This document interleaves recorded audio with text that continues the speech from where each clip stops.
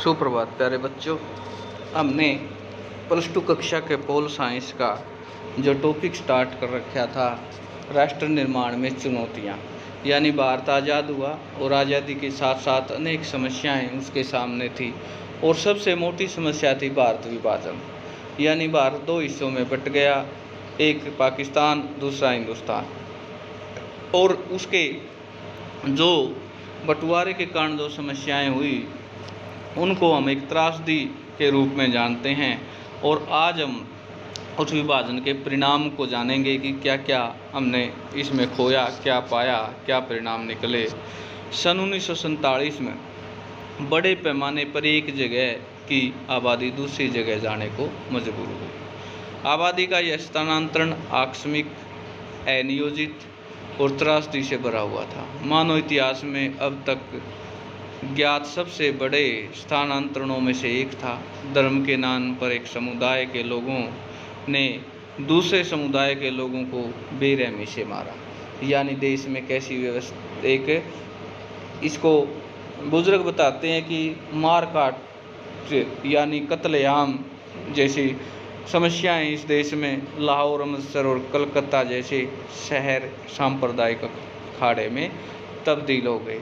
जिन इलाकों में ज़्यादातर हिंदू अथवा सिख आबादी थी, उन इलाकों में मुसलमानों ने जाना छोड़ दिया। ठीक इसी तरह मुस्लिम बहुल आबादी वाले इलाकों में हिंदुओं और सिख नहीं गुजरते थे। लोग अपना घर बार छोड़ने के लिए मजबूर हुए।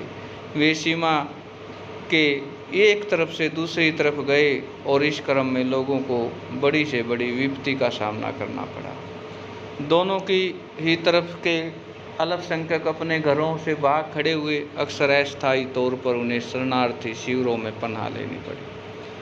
कल तक जो लोगों का अपना वतन हुआ करता था, वही कि पुलिस अथवा स्थानीय प्रशासन अब लोगों के लिए खास रुखाई का बर्ताव कर रहा था।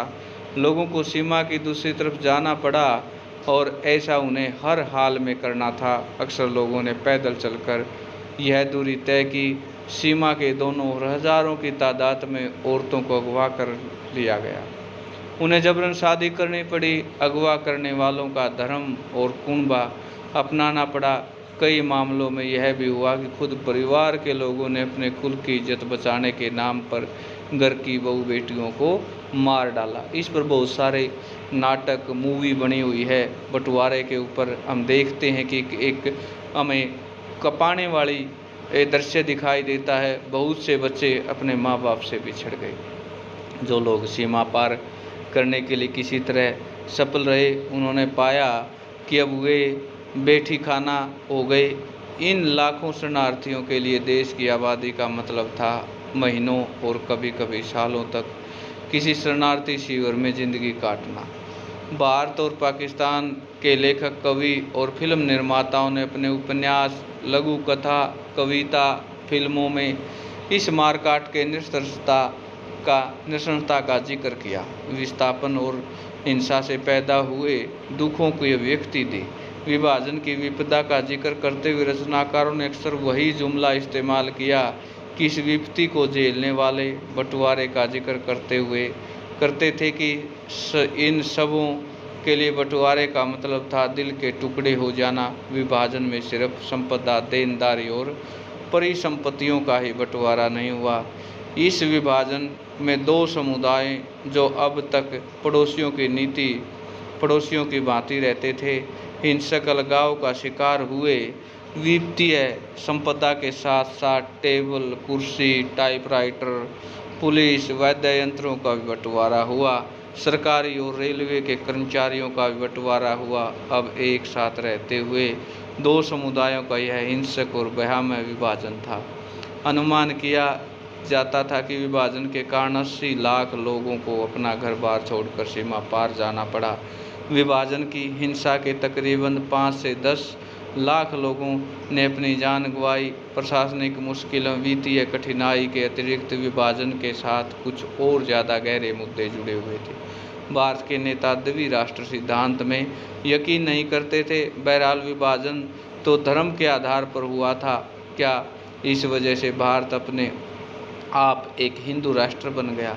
विभाजन के दौरान बड़ी संख्या में मुस्लिम आबादी पाकिस्तान चली गई। इसके बावजूद 1951 के वक्त भारत में कुल आबादी के 12% मुसलमान थे। ऐसे वक्त में यह था कि भारत ने अपने मुसलमान नागरिक और दूसरे धार्मिक अल्पसंख्यक मसलन सिख, ईसाई, जैन, बौद्ध, फारसी, यहूदियों के साथ क्या क्या बर्ताव किए। बंटवारे के कारण हिंदू मुसलमानों के बीच तनाव पहले ही कायम थे। इन संघर्षों के साथ प्रतिस्पर्धी राजनीतिक हित जुड़े थे।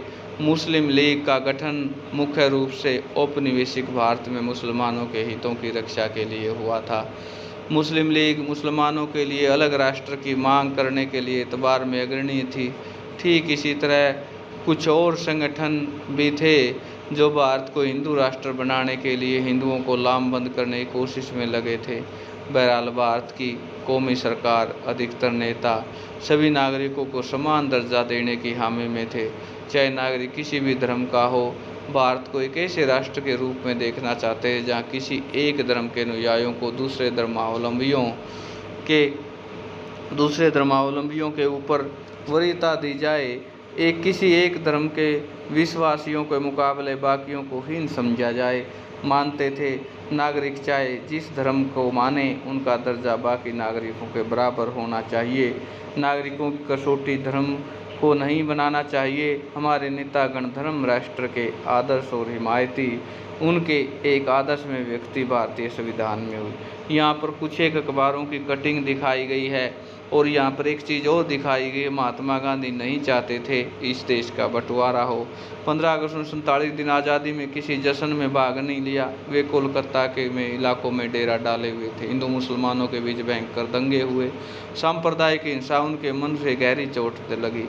यह देखकर उनका दिल टूट चुका था। हिंसा और सत्याग्रह के जिन सिद्धांतों के लिए आजीवन समर्पित भाव से काम करते रहे, सिद्धांत इस कठिन घड़ी में लोगों को एक सूत्र में पिरो सकने के लिए नाकामयाब हो गए। गांधी जी ने हिंदुओं मुसलमानों से जोर देकर कहा कि हिंसा का रास्ता छोड़ दें। कोलकाता में गांधी जी की मौजूदगी में हालात बड़ी हद तक सुधर चले थे। आज़ादी का जश्न लोगों को सांप्रदायिक सद्भाव के जज्बे से मनाया गया। लोग सड़कों पर पूरे हर्षोल्लास के साथ नाच रहे थे। गांधी जी की प्रार्थना सभा में बड़ी संख्या में लोग जुटते। बहरहाल यह स्थिति ज़्यादा दिनों तक कायम नहीं हुई। हिंदू मुसलमानों के बीच दंगे के बीच भड़क उठे। गांधी जी ने अमन कायम करने के लिए उपवास पर बैठ गए। प्यारे बच्चों, आज के लिए जो होमवर्क रहेगा वो ये है कि बंटवारे से उत्पन्न हुई, विभाजन से उत्पन्न हुई त्रासदी का एक सुंदर नोट्स तैयार करना है आपने कि किस प्रकार विभाजन के परिणाम हमारे सामने आए, हमें क्या क्या झेला और किस प्रकार नाटक मूवी के माध्यम से भी इन चीज़ों को लेखकों ने, नाटककारों ने किस प्रकार दर्शाया। तो आज के लिए इतना।